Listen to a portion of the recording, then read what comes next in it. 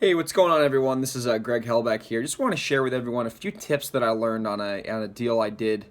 This is about a month ago now.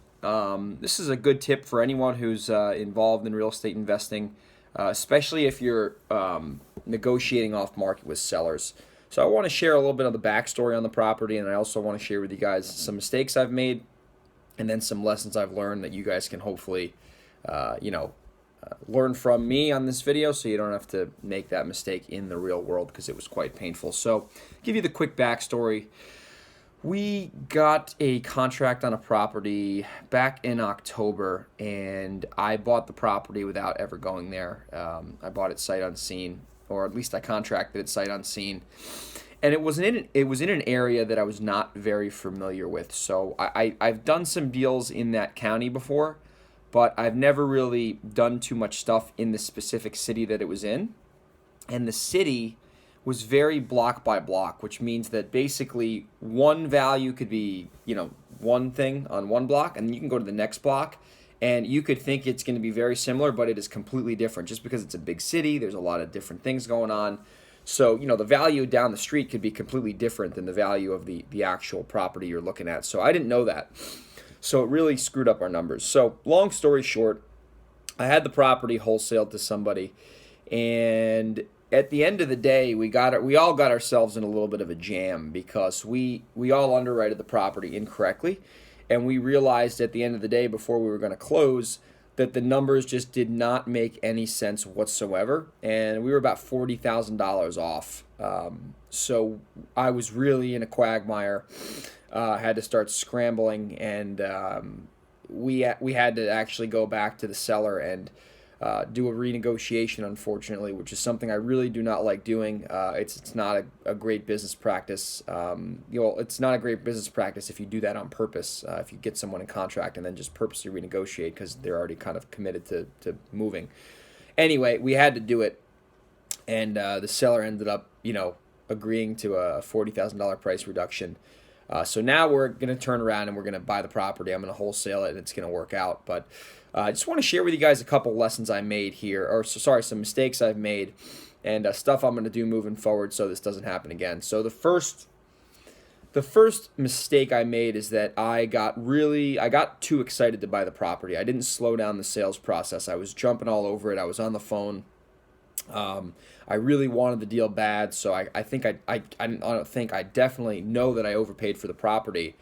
And the reason I thought I overpaid, or the reason I overpaid, is because I thought the property was worth more than it actually was, because I didn't take my time to underwrite. I didn't ask people in that area about the property, about the way that the market works down there. And I just wanted to get the deal in contract right away, and that's what I did. So that was the first mistake. So I moved way too fast. If you guys want to avoid that in the future, I would recommend go a little bit slower, but not too slow where you're going to miss out on the deal to someone else. Second mistake that I made on the property was that I just didn't do a good job understanding that market, which is kind of the same thing as the first mistake. But I just didn't do a good job. I didn't understand that market. I didn't put myself in a position where I knew exactly what the thing was going to resell for. I just kind of guessed, and I could have really got caught in a big jam if we didn't end up renegotiating. Here's the third mistake, I guess, that this is the biggest one. I only had one exit strategy on that property. So on that house, the only thing that I could have done at that point was to wholesale it because it was not in an area that I felt comfortable taking down. It was a very high acquisition price. It was well over $300,000. So I only relied on wholesaling this property, and that's a mistake I've made a few times back when I got started. I don't do it as much now, but man, that is a terrible position to be in as an investor. When you only have one exit strategy and that strategy starts going south, you are just really in a jam. So I relied on one exit strategy, and if we didn't wiggle our way out of this one, I would have really been in trouble because I couldn't have held it as a rental. I didn't want to rehab it. Wouldn't have been a good refinance. So I only could wholesale it. So mistake, right? Only have one exit strategy. Don't do that.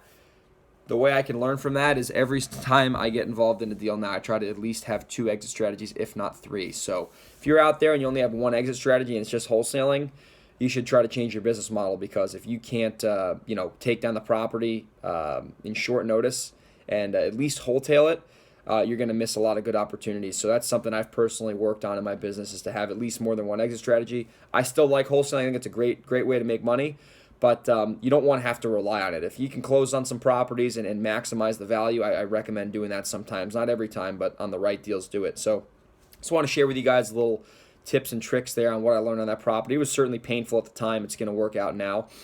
But I hope you guys got some value from that. And by the way, if you're ever interested in figuring out how you can work a little bit closer with me, partner up with me on some stuff, we're always looking for other people to work with. So feel free to reach out to me at Greg, Greg, at velocityhousebuyers.com. So Greg at VELOCITY housebuyers.com.